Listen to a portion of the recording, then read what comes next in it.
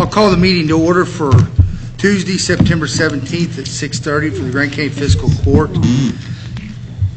I have Chad Mason, the youth minister at Williamstown Baptist Church, who's going to lead us in prayer, and then if everybody continue to stand for the pledge. Let's pray. Dear Heavenly Father, Lord, we just thank you for this beautiful day that you have given us and the opportunity to be gathered here. Lord, I ask that you give our officials the guidance, knowledge, and wisdom to make the best and right decisions for our county and for our citizens. Father, I ask that whatever is discussed here tonight is discussed with an open mind and a servant heart, and that whatever decisions are made of what's best for the county and not for personal gain. Lord, I ask that you just bless all of us here and watch over us. In your name we pray. Amen. Amen. I pledge allegiance to the flag of the United States of America and to the republic for which it stands, one nation, under God, indivisible, with liberty and justice for all. May be seated. Excuse me, is there somebody that can help me down a little bit? Yes. Just fine. Sorry to interrupt. Is it stuck? No, I don't.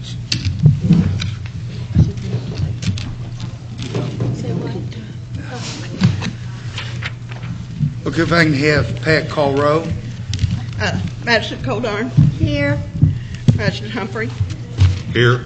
Magistrate Riley. Here. And Judge Dills. Here. You do approval for the minutes. Present for a motion to approve the minutes of the regular meeting dated September 3rd, 2019. Having read minutes from the regular meeting dated September the 3rd, 2019, I make a motion we approve as presented. I'll second.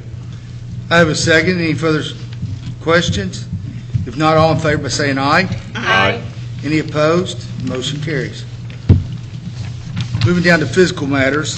Item number 1 is present for review a motion to approve the claims drawn on the general fund, the road fund, the jail fund dated September 17, 2019, along with the transfers as presented. Are you going to clarify that? Yeah. On the transfer, This one. yeah, is that, there's something looks wrong with that figure there. It says 106,607.70 that we transferred in, but it only says 10,000 that we transfer out. Shouldn't that be a, I think maybe Peggy put an extra 6 in there in the transfer Because in. it's only supposed to Yes. be 10,000. It's supposed to be It's a little equal, less isn't than it? 11. Yeah, Okay. we'll make that correction. It's 10,607.70 Yeah, okay. in. I kept looking at. Yeah, there's an Well, extra 'cause 6. all the numbers are consistent except one Yes. additional one, which Yeah, it makes should it. be 10,600. Yeah, we're going to move from the reserve Yeah. for transfers. Right, 'cause I didn't think we needed that much. I was 10,607.70. going, what the I buy? told her I said it was just the little less than 11,000 Yeah. that was needed, not the full. So awesome. That is correct. Thanks for catching that. Okay. Is that in that software like that, Pat? Would that make the balance off? If we posted it, yes, when we So posted it, you'll have to it make would. sure that, Yes, yeah. because after you approve it, we post it. So after we posted it, it would have been out of Yeah, bounds. Yeah, I would have thought it'd been out It of would it. have I didn't know told if us it didn't would matter. have checked before or Yeah. after. Okay. Because I thought that's what that software is supposed to do. Yeah.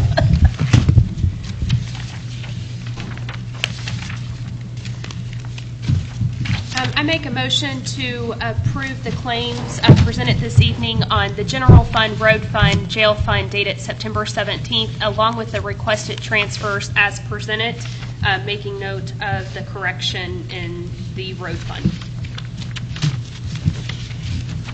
I second. I have a second. Is there any other questions or comments? If not, all in favor by saying aye. Aye. Any opposed? Motion carries. Moving down to new business, item number 1. Present for a motion to approve the service agreement between the Grant County Fiscal Court and the Cincinnati Bell Telephone Company, LLC, to provide fiber optics to high-speed internet to the Crittenden Park located in Crittenden, Kentucky.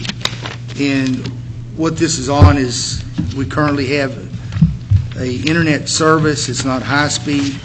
They have fiber optics located there at the roadway, and we're asking on this contract to run the fiber optics from the 25 there at the Grant County Park at the head of the park back to the office building so that we can operate our camera system and also be able to provide Wi-Fi service to anyone that's there at the park visiting.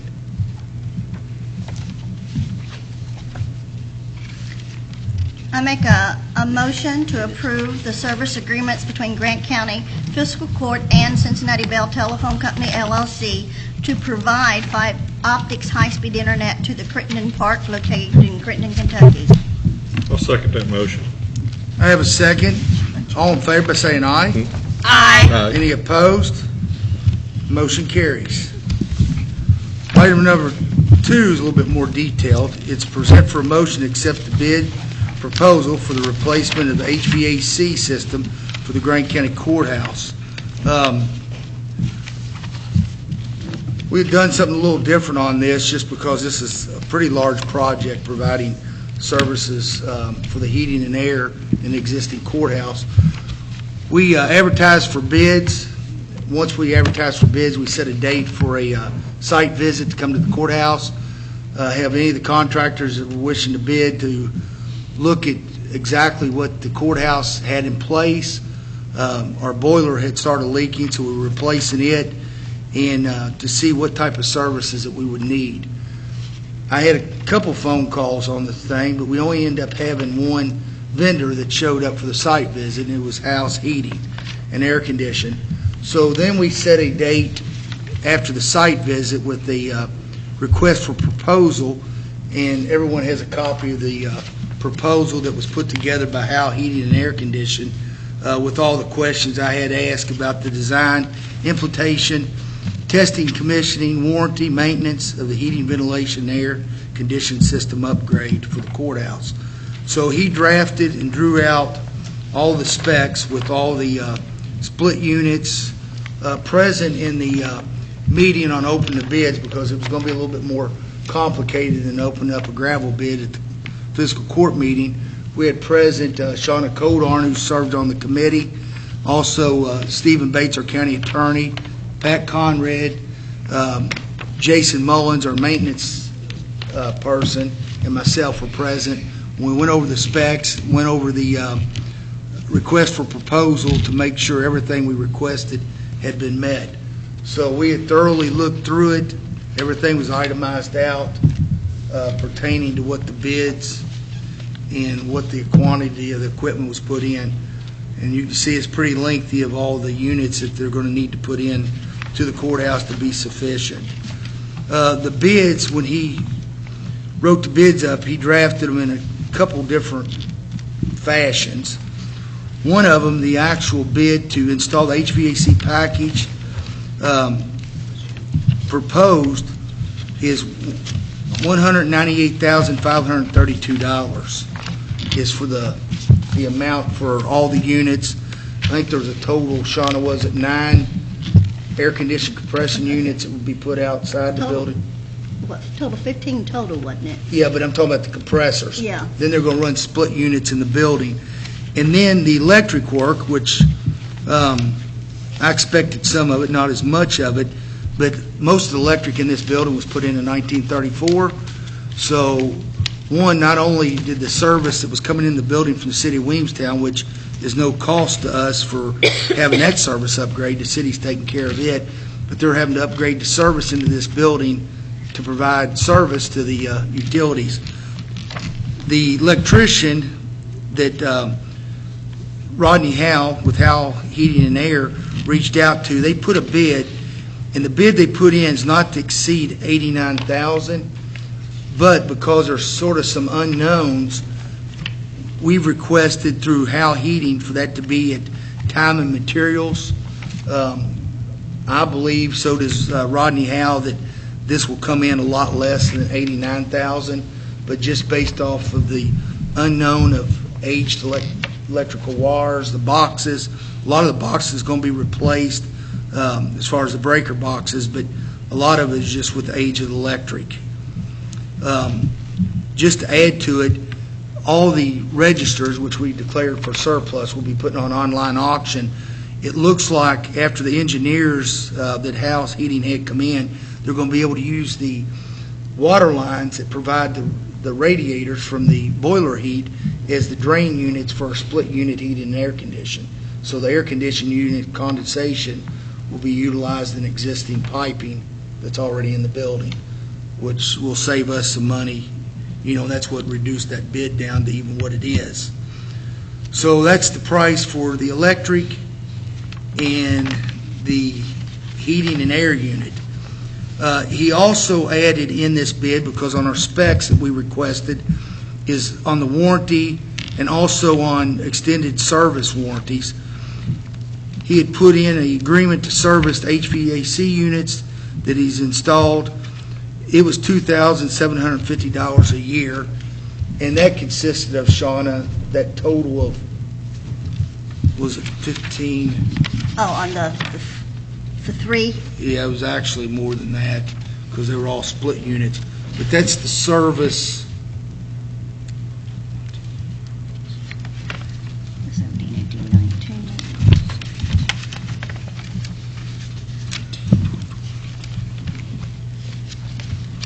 About total, I think, about 20-some units.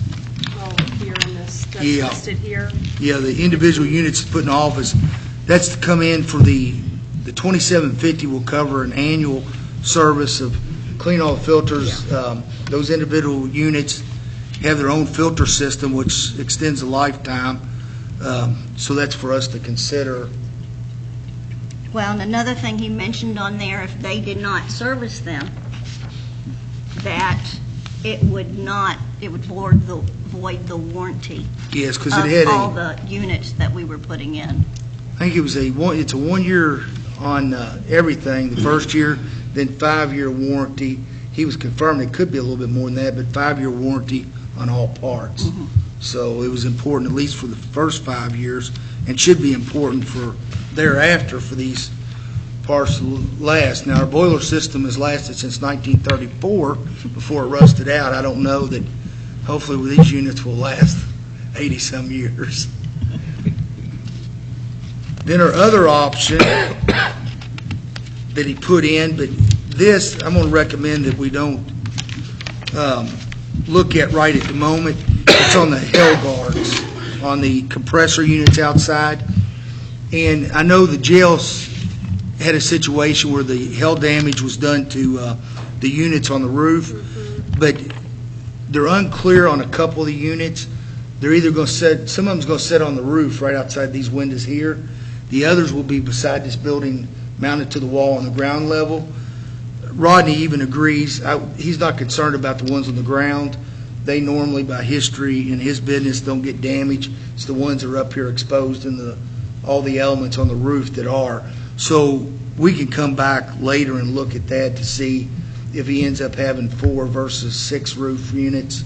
Is that why it was listed 2,100 versus 42? Yes, that was splitting it down in half. So, but he's uncertain of that amount. It could even be less than that, depending on how many actually go on the roof level. Yeah, that was actually my writing. Was doing the math while I was.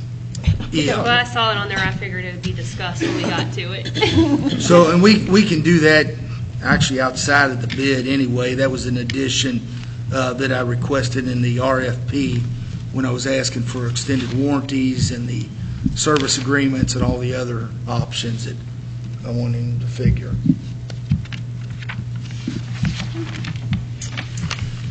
I know that you all have had this material. There was a lot of reading, and I want to commend House Heating for all the detail and that he put into the specs. I'd like to make a motion to accept the bid presented this evening as outlined by Judge Dills for the replacement of the HVAC system for the Grant County Courthouse from Rodney Howe heating and cooling, and to include the partial portion of the guards. I'll second that motion.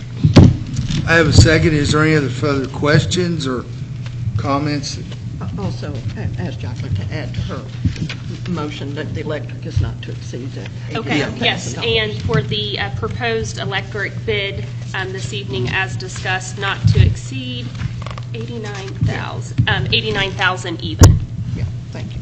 And are we going to also go on and approve the annual maintenance of $2,750 along with this? Yeah, is that, Yes. That was my intent. I'm sorry. Yep. okay. Yeah, I had the maintenance agreement on it.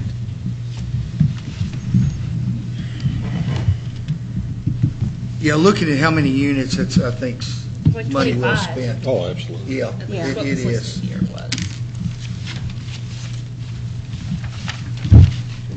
Okay, I have a second. All in favor by saying aye. Aye. Any opposed? Motion carries. Stephanie, let your dad know that the award has been awarded to him and that He he'll needs get to with return us. back from vacation to start. No. Yeah. Yeah. And he's ready to start on it. That was part of the RFP is the start date to finish date. So you'll know as soon as he gets back from vacation next week, they're going to start on it. He's talking about 30 days out. And he's laid out the plan with me as far as starting in the basement, which if temperature started to cool off, we would have heat in the basement, which would be the cooler part, and the heat rises, so going that the right way. Just to add to that, the boiler, we saved quite a bit of money. Our maintenance guys removed the boiler. It ended up weighing 6,000 pounds, the boiler did, when they took it to the scrapyard. They had to take it out piece by piece, use engine hoist, and they built a dolly to get it out. I mean, it was pretty complicated. It was amazing in 1934 how they got the thing into the building, because we used the latest equipment to get it out, and it was difficult.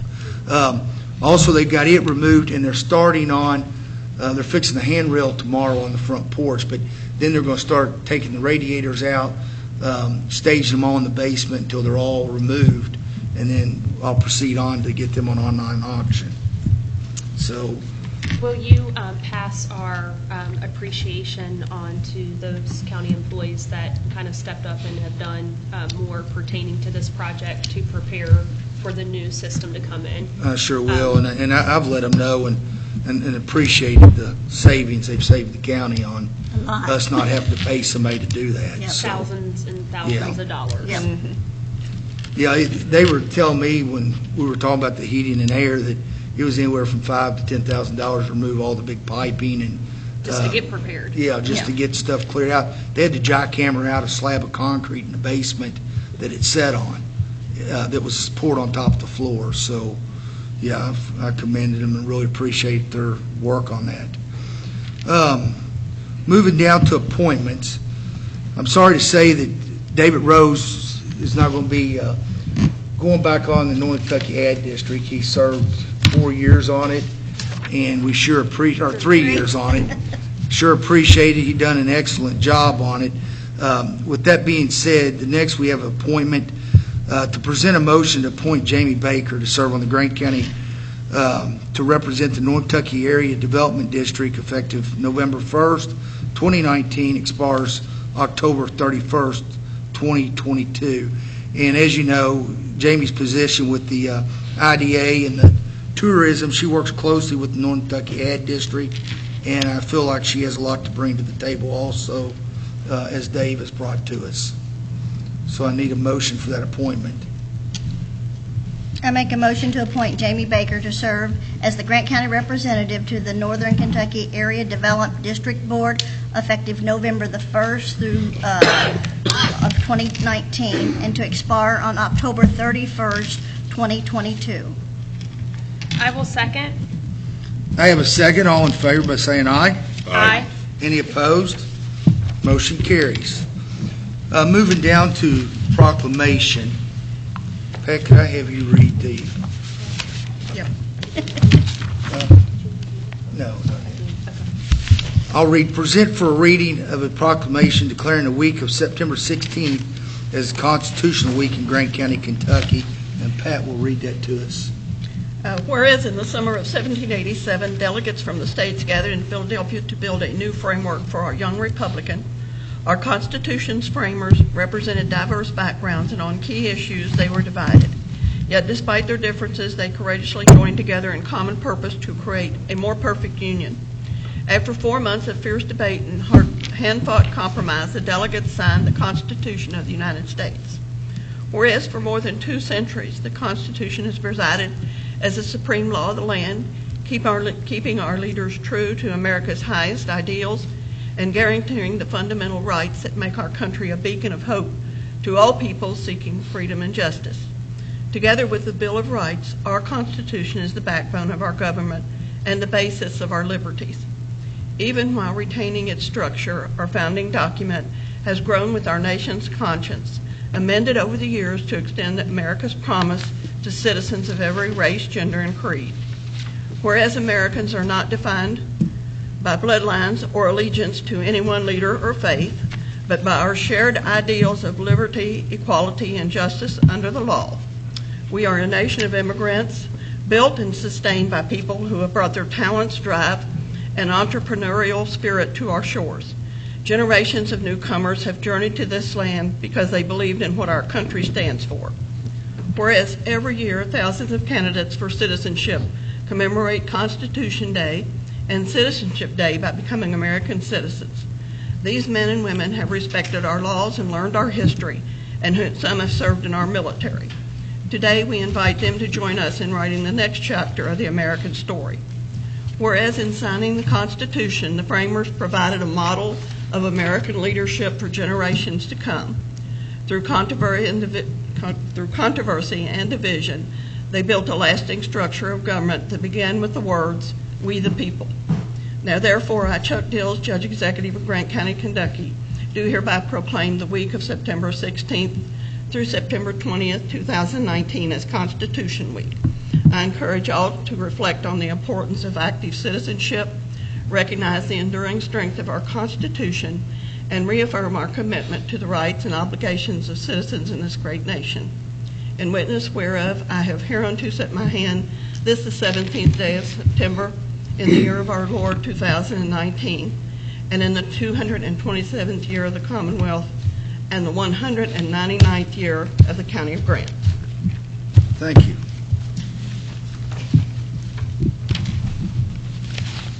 And next year we'll celebrate our birthday. Yeah. Next year we'll be celebrating the 200th year of Grant County, so we're preparing for that bicentennial. Moving down to Judge Executive's report, just wanted to add a couple things. One, we were fortunate, as you all know, here on the Fiscal Court, that I met with Tourism Board, reference the interest in the disc golf at the Grant County Park, and meeting with them, presenting the layout of the park and what was drafted up for 18-hole disc golf. They agreed to partner with us and help fund the disc golf course at the Grant County Park. So I spent the day with Shauna, our magistrate, Codarn, at the park today with several individuals that are involved in the disc golf, also a company out of Florence who are going to be buying some of the disc golf baskets from, going through and getting some of the preliminary layout of the park.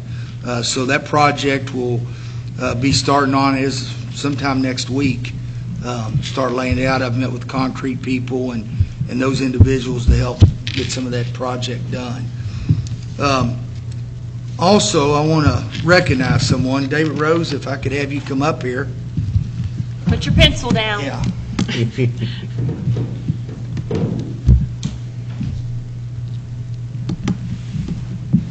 As you know, David Rose has served on the North Kentucky Ad District, and I want to present you with a certificate for appreciation, for serving as the Grant County representative to the North Kentucky Area Development District, awarded this 17th day of September 2019. David, I want to thank you for your service.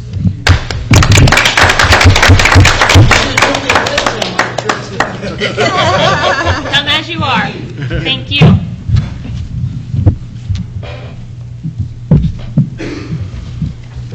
Okay, moving down to magistrate's report. Do you mind if we go back to the addition for? Oh, I'm the sorry. third Yeah, topic? yeah, we got to get that. Yes. Yeah, we're going to go back up to new business, and Pat wrote that down right where I could see it. And I'm sorry, I forgot about it. No, Well, we you wouldn't go have gotten right out of here or out the door. she didn't nudge me on it, so I just proceeded on. Okay, number 3 under new business is an addition that we put on today. This is part of Jacqueline's involvement also with the city of Crittenden. As some of you may know, Marathon Drive in Corinth is slipping away, along with the sewer line. And Les Whalen, with our emergency management director, he has worked on getting the federal funding pretty well to pay for the slippage of the sewer line that's going to be relocated and replaced, along with the roadway slippage to be repaired, and it totals up to close to $250,000 in that neighborhood.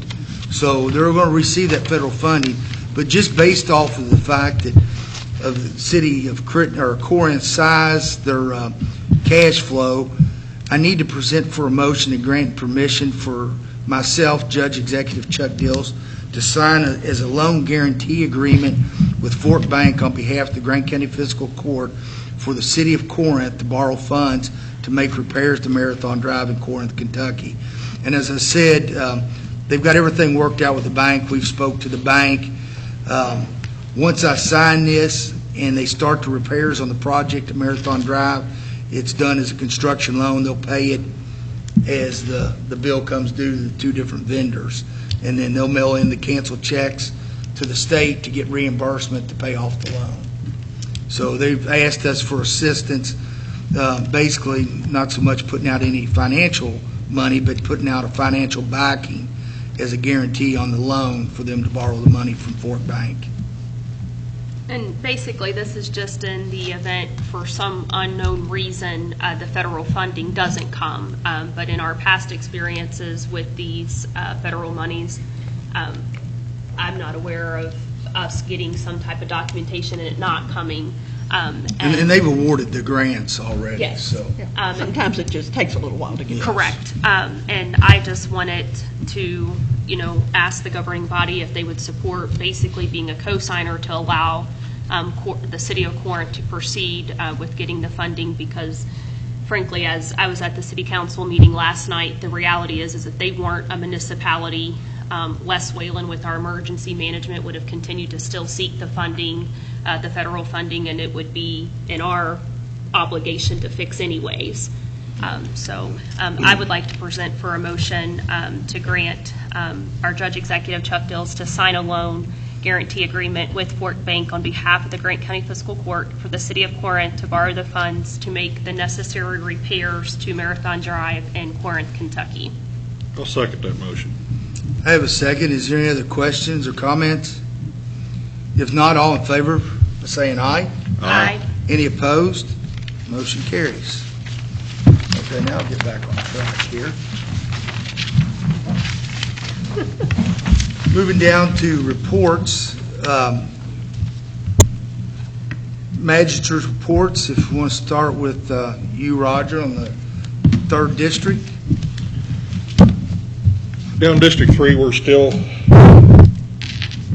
working on projects, trying to get caught up with things that haven't been addressed for many years. And they're getting done. People are happy about it. People are saying that they're seeing the road department out and about and taking care of these issues that have been for so long neglected. And so we're getting those things done. The park, again, if you haven't been through the park lately, you need to stop through there. We had a family birthday party there over the weekend, and I don't think there was a square inch of the park that wasn't being utilized, and to see it being utilized to the extent it is. The park really looks great, and I commend the crew that has done that. The Sheriff's Department, seeing them out and about, hearing some good reports from people about seeing the Sheriff's Departments out and about, hearing good people say good things about the jail, that they're not seeing the jail in the newspaper every week. They're tickled to death about that. So, Mike, you're doing a good job. We've got a whole lot more to do. We're doing it as time and money allows, and we'll get these things done. My turn. Manager Chicola? Okay. As Chuck said, we did go over at the park today on the disc golf. If any of you get a chance, you can go on YouTube and see what this disc golf is really about. It's a lot more popular than I had ever dreamed that it would be. It looks like even families, when they have trips now, they'll make sure they go to an area that has a disc park so they can include it in one of the activities they do. So hopefully, it's got 18 holes. You know, the land that's being cleared and the way that it was put down, he had on a geographical view of it. Looks like it's going to be a lot of fun, and I think it'll, you know, if we can promote it a little bit, it'll be pretty good for kids and, you know, their parents to play. Also, we've still got the youth run going on it's held at Sherman Elementary next Thursday. Yeah, it's just amazing how many of these. It's elementary, isn't it? Only well, I think And they some do middle school. some middle school. Amazing how many of these kids, you know, do a cross-country run like this. It's fun to watch and fun to see, and that'll be coming up to a close this next Thursday.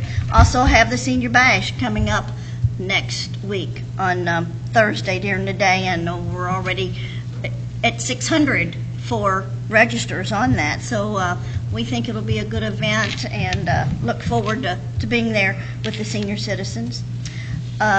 Also went to the Dry Ridge Council meeting yesterday evenings, and it looks like the county's going to be charged for about 26 runs for the month of August, which amounts to about $8,100. So it's a little even above last month's total. So it looks like we're going to be reaching that 42 pretty fast from the amount of runs that's being done.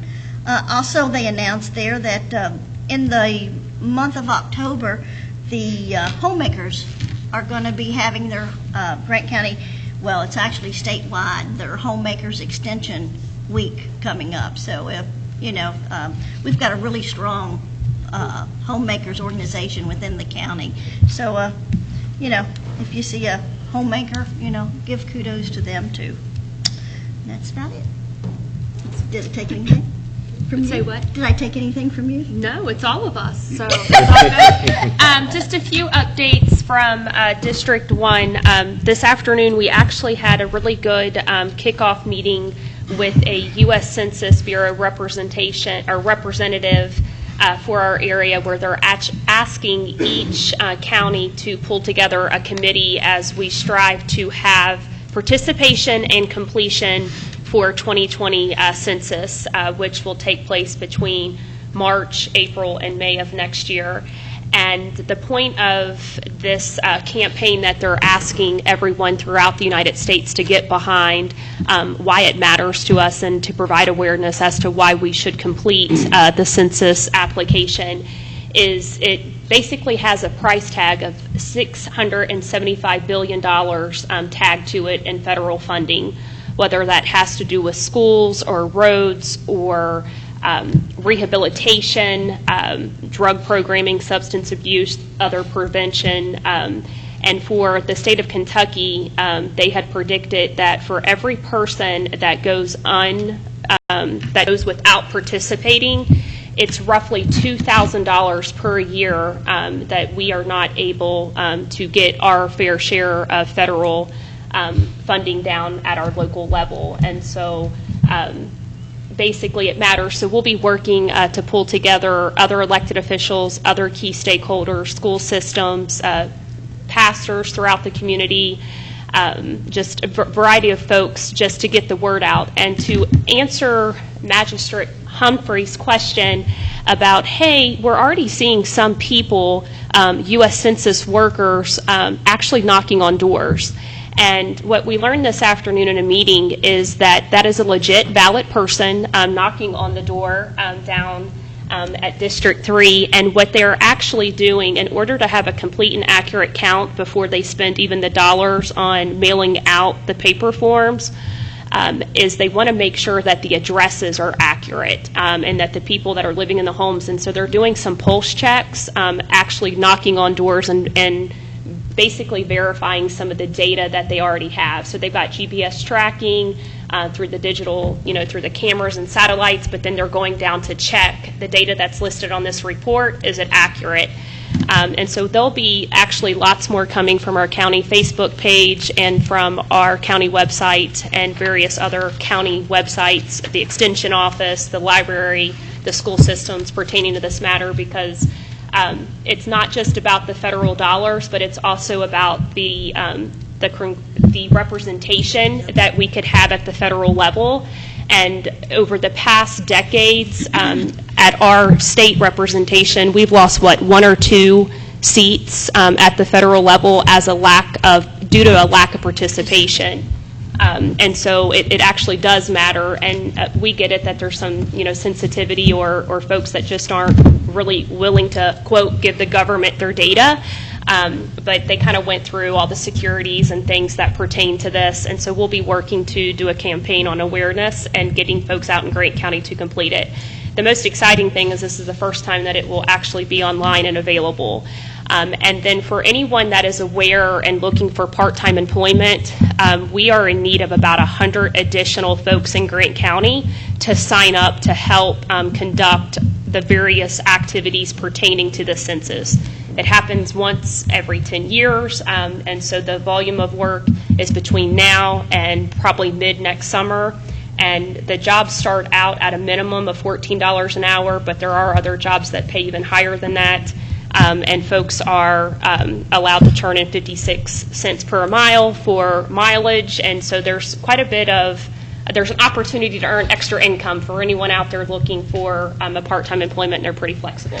So lots to come on that. A few other updates. Mr. Butler from the Grant County Career and Technical Center asked us to announce at the county meeting, and we will also post on Facebook, that they are actively taking applications for those in the community at the adult age, not in high school, for people who would want to participate in welding. So there's a 40-hour welding class that they're taking applications for a payment of $325. We'll put this on our Facebook page for folks who may be looking to increase your welding ability, and so that was something he asked for us to announce. And then second to last thing, our Work Ready narrative has been submitted to the Kentucky Workforce Innovation Board. A huge kudos to Nancy Howe with the Grant County School System. Colton was able to help me also wrestle down a few missing pieces. The board has reviewed our narrative. They came back with one question, and it had to do with what were our plans that we were actively doing with 5 of the potential jobs, and what was happening with the Career Center and those types of things. And so we are now waiting. We should hear probably any day now up until the end of next week as to if we will receive our next 3-year and progress certification. So we'll let you know. The committee, again, at Frankfurt has reviewed the narrative, and from what we could tell, they seem pleased with the content submitted. And as a committee, we've addressed that it's really a cultural thing we're trying to change, and that progress isn't going to happen overnight. This county's been on this journey for the last 5 years, and so I'm optimistic that we'll be given the opportunity to continue to have these discussions with various stakeholders throughout the county.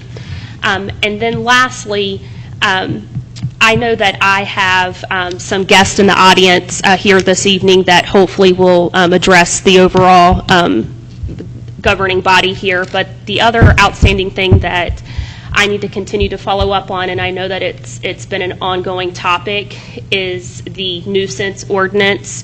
and what, if anything, can be done to strengthen that nuisance ordinance, whether it's unmowed properties or inhabitable homes or single-wide or mobile home trailers that are not livable any longer. And so I know that we cycled around a few emails. Solid waste coordinator has been out at some of these properties. The animal control has been out there, and I will not steal their thunder, as I want them to be able to address their issues for folks that live out in Corinth off of Layton Chapel in regards to properties out on 330.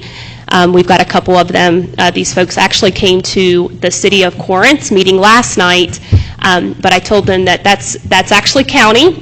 The city will not be able to help you with that, but it has been on our radar, and I'm just looking for what could potential next steps be for some of these properties. So I'll let them kind of address that, but these folks have been seeing emails pertaining to the matter from you folks calling me.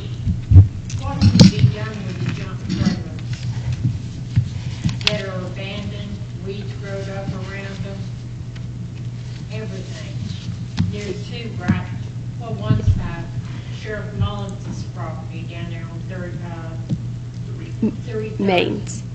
And then going west on 330, there's a double wide. Now, I know it's been a while, but they've left the double wide, but I have seen lights on over there occasionally. So I don't know if they're making meth. I don't know what's going on there. I know what needs to go on. It needs to be burned out, got rid of, which I know, in my opinion, doesn't matter with this. Is this property that Brian Miles has looked at? This is, as I told her last night at the Corinth meeting, and I hadn't phoned you back yet because I don't have a confirmed, all the way confirmed update. But yes, it is the property at the end of 330, close to 36, of which some folks have went out there. And the best that I could tell through emails is that our current county ordinance is it has to be certain types of weeds. If it's a non-mowed, if it's not in compliance, it has to be one of the 6 or 8 types of weeds. And then for it to be a nuisance as a result of it being inhabitable, the best I could tell, the roof has to be taken off, the doors have to be off the hinges, a portion of it fallen in. I mean, and that's the part I think that Magistrate Humphrey's been chatting and the rest of us, and frankly, even my last 4 years on the term, it's just been like your hands are tied, because I agree, as I expressed last night, the issue is someone's cleanliness and upkeep of their property may not be our desire or how we keep our properties, and it becomes challenging when you look out your door or you drive by and it looks like an eyesore. But then, according to law and what's written in paper, it doesn't seem to be in violation, but it certainly doesn't look pretty. Well, you go by the double wide, the windows are broke out, curtains or rags or something are flying out the window. For a while, they put cardboard or something out to cover the window while they was living there. Now, it's abandoned. I mean, do you have recommendations, Mr. Bates? I mean, are our hands tied currently on that particular property and other properties, or are there things that we could research to strengthen, even our county ordinances pertaining to this matter?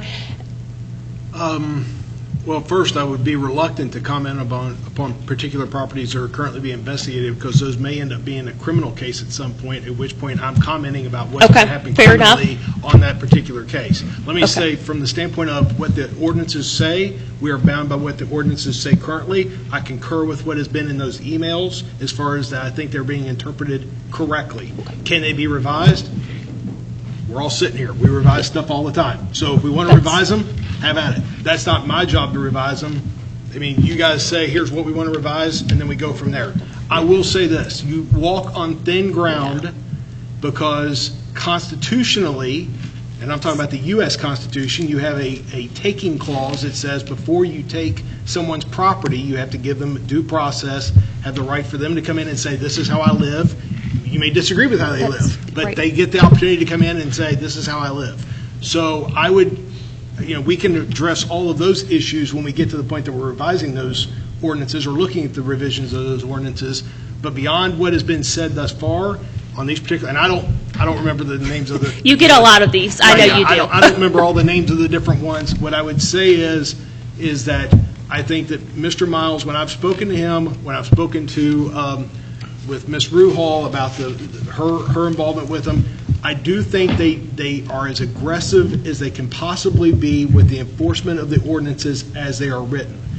I do think that their hands are, I hate to use the word tied, I think that they are bound by what the ordinances say, and to go beyond that, I would be reluctant to tell them to do anything more than what they're currently doing now. Once again, one man's pile of junk is another man's castle, and I hate to say it that way, but I live a certain way, and some people may be, well, you know what, you're OCD, why do you have to have it that way? But that's the way I choose to live. Some people walk in and will be more than happy to sit with things in a completely disheveled fashion. Once again, you can address all of those issues if, in fact, you want to revise the ordinance. When the 4 subcommittees that we've established, is there one of those that this could likely fall upon? I don't know, is it the infrastructure? I don't think it's a personnel committee. I don't believe it's the budget and appropriations, and not the road committee. Because I feel this has been an ongoing, it ebbs and flows. And one, it's something I want to be better educated on. And then 2, I would like as an elected official to review them and compare them to other counties. What else does... That's what I was going to recommend is... Like a benchmarking? Let me reach out, okay. Through the association to the other counties to see... I would suggest, as to your question, I think it's an infrastructure committee issue, in my opinion. Yeah. Okay. If it falls on one of the 4 exact... Yes. And that's just for you folks to know, who could be working on this, to then later on bring it to the governing body for potential review. One other thing you have to realize, too, is there may be mortgages on that property. It may eventually be owned by a company, a bank, finance company, whatever. Oh. So, you kind of have to wait till the law plays it out. What about property taxes on it? I mean, say you got a 3-bedroom double wide that's been deserted. Are they paying full property tax on that? I mean, has a county assessed that as like a brand new double wide 3-bedroom and say your tax is $2,000 and try to collect that, even though it's in a rundown condition? I mean, I don't think so. There's ways to force the issue on this. Are they paying taxes like it's a...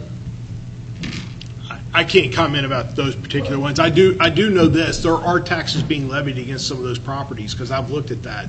I will tell you that I've yet to see one that was at $2,000 or $1,000 or anywhere above $500, quite frankly. Most of them are $75, $100, something where it's a nuisance value, if nothing else. Assessed value.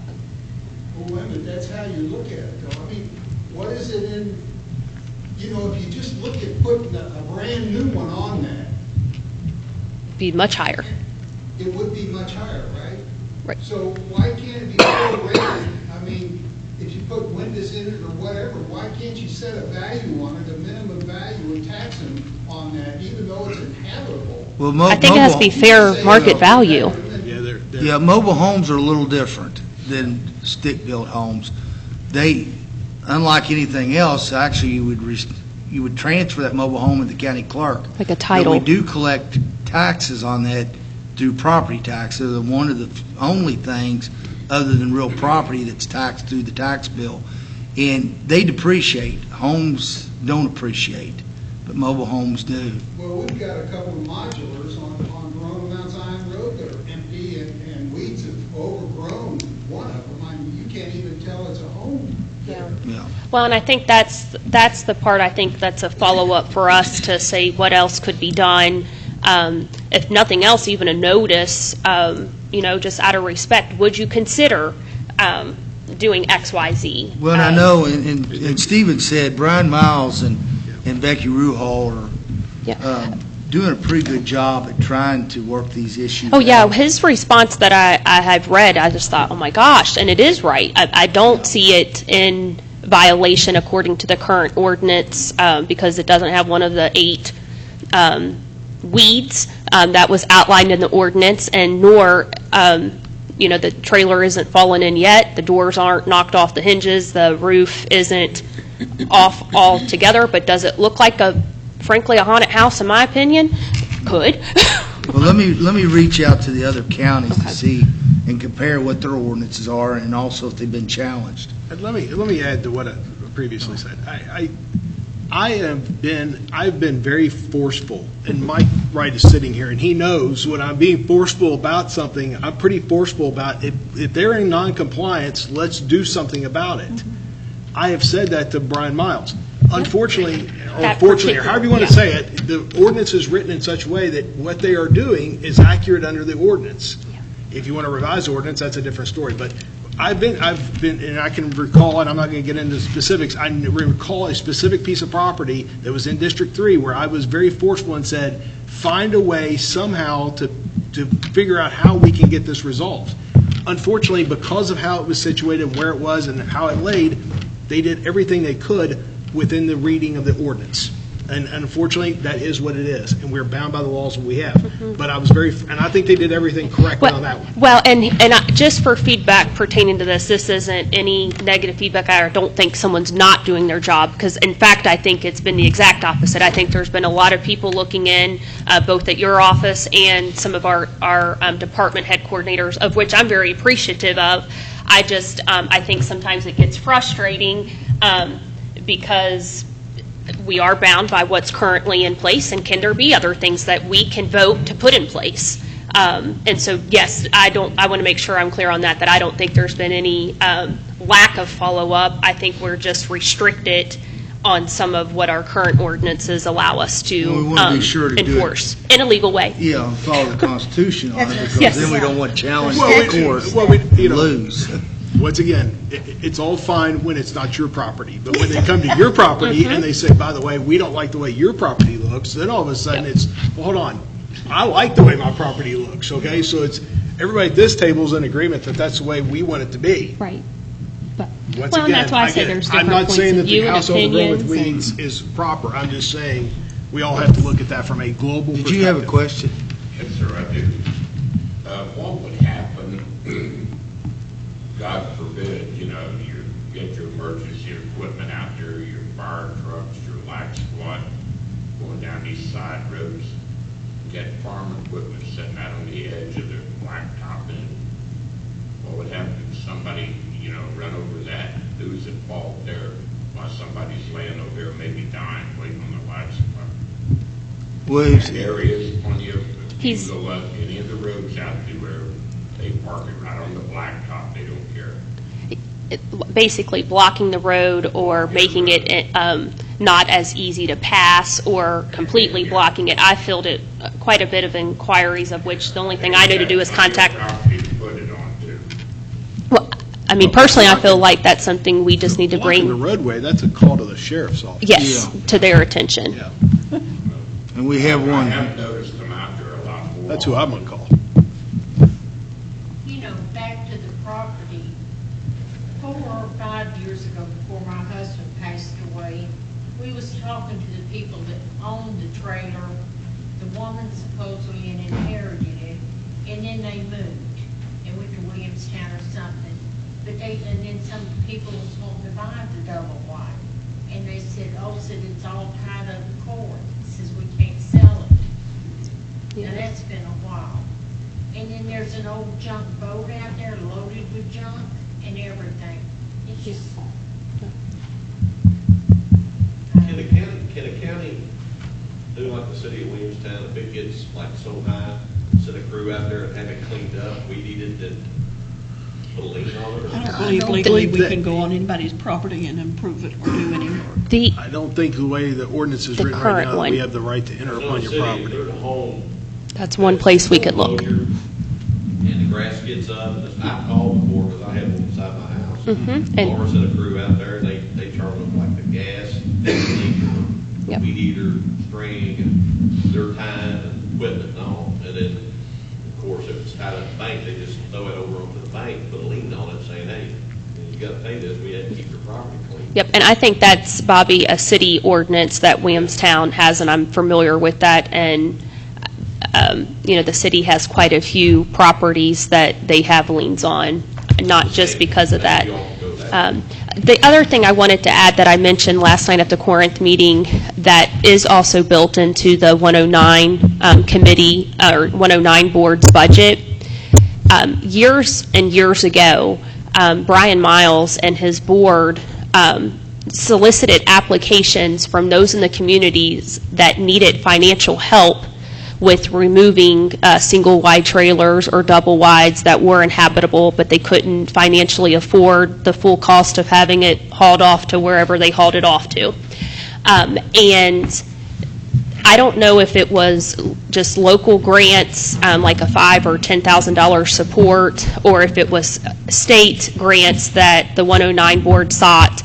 But I know that their budget has built in it this last year, and I thought we put money in there aside for those types of activities on an application by application basis that the 109 board could approve with one-off projects to help, because I really think we're at a point in time where we need to start looking at some of these properties, even if we can only do a few a year, because that's all the help we could provide property owners. I don't know all the logistics. I know that they had a contract and different things, but I would love to go back and revisit that. Greg Gruber got something through, the county got something Yep. through the state, he went out and he cleaned up. And it was like a matching grant. It wasn't a full. It was all permission by the owner. too. Correct. It wasn't Correct.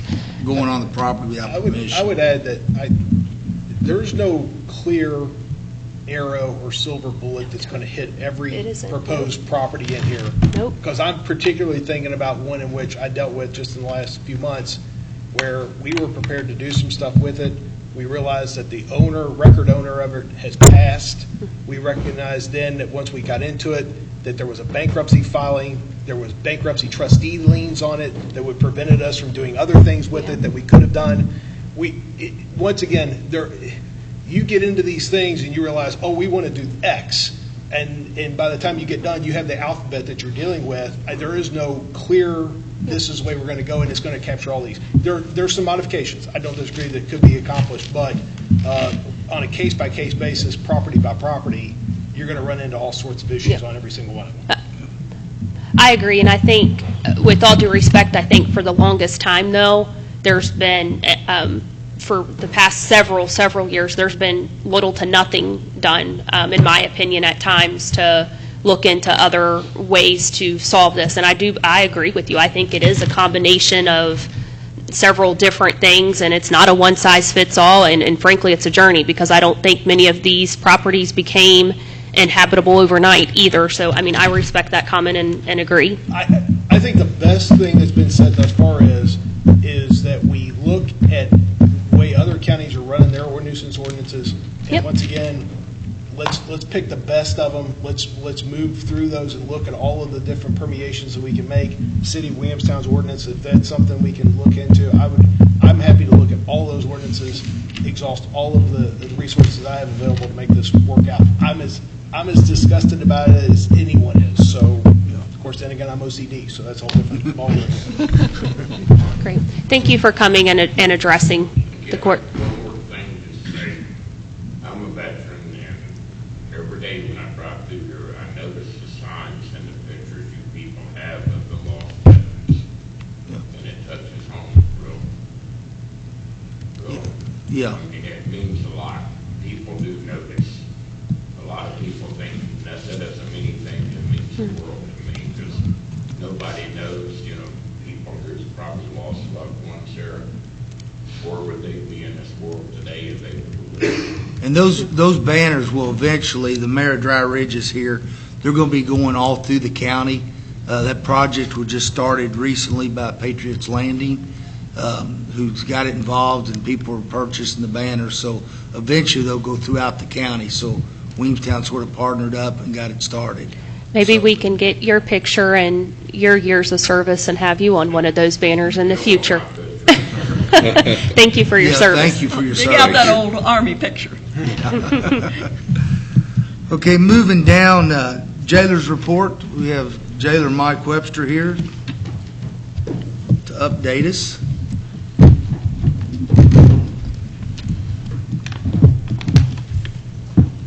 So just real quick on my numbers.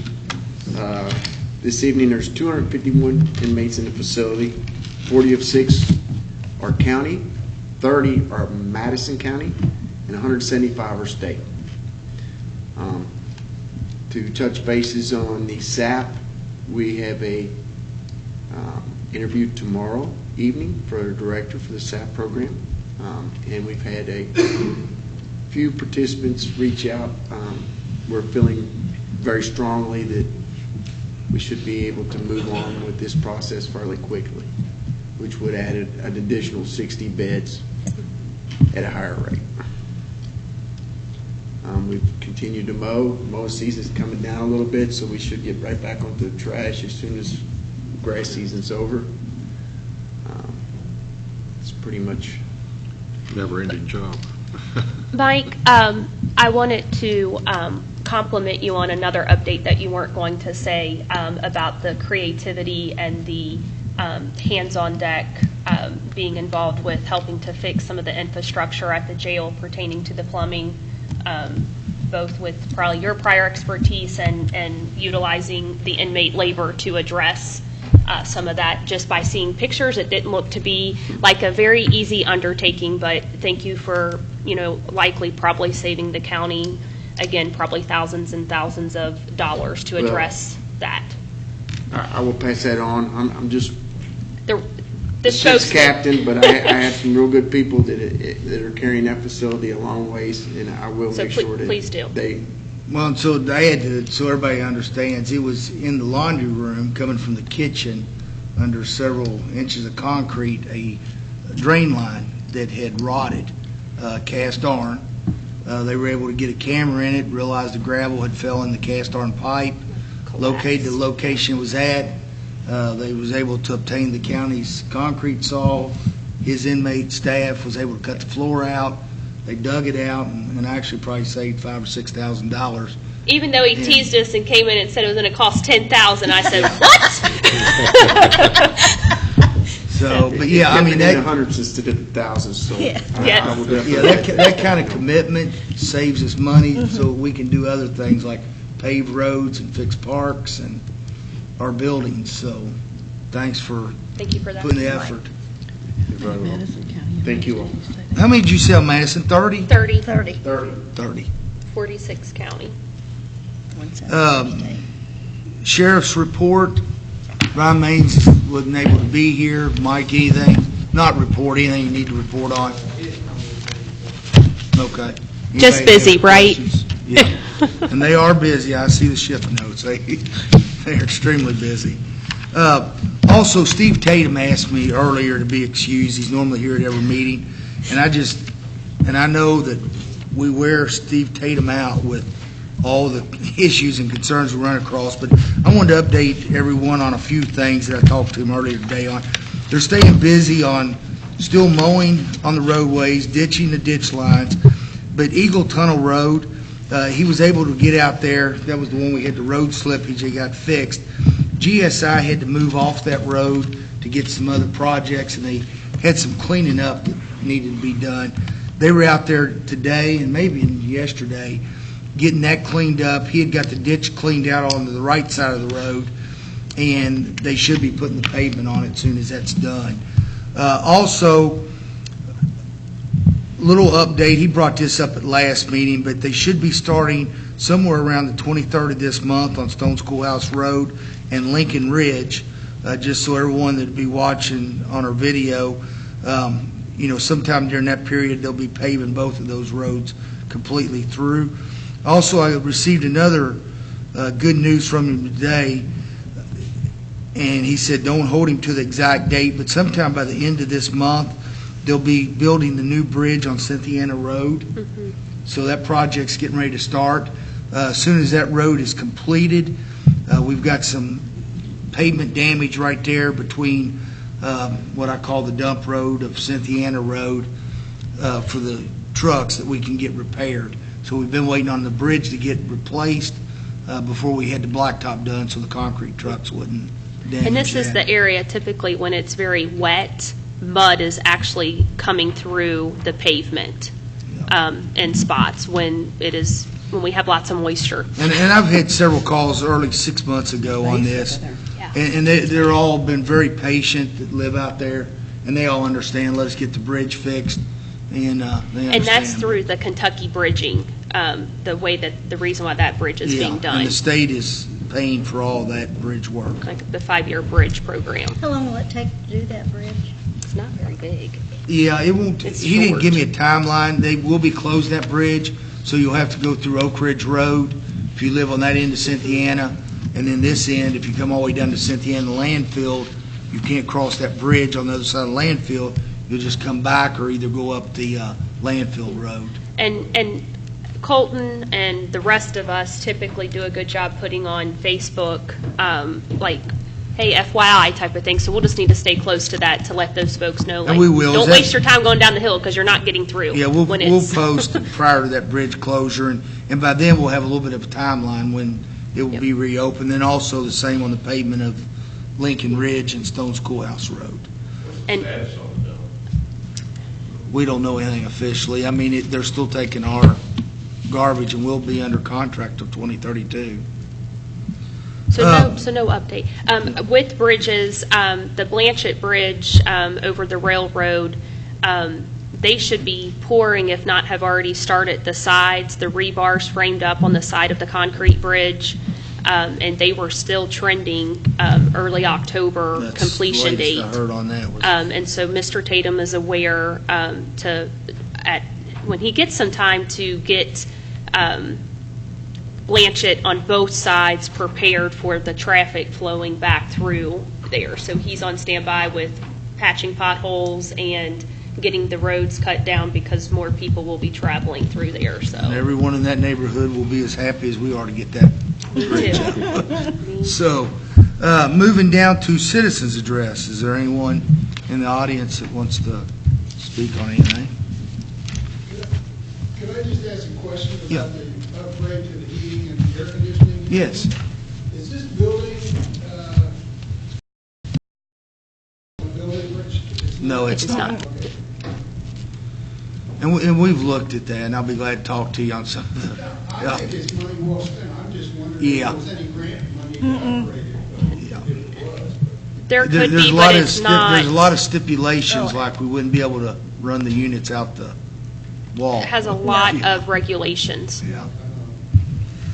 So, no other addresses from the citizen? We did. We looked into it. We looked into it last term because we thought, oh, well, would there be availability? And it's like, yeah, no. Before we adjourn, I want to let everyone know our next meeting of the court will be Tuesday, October 1st, 2019, at 6:30 PM here in the Grant County Courthouse. I need a motion to adjourn. Got one hearing. I make a motion to adjourn. I second. I have a second. All in favor by saying aye. Aye. Any opposed? Motion carries. Sir, I would like to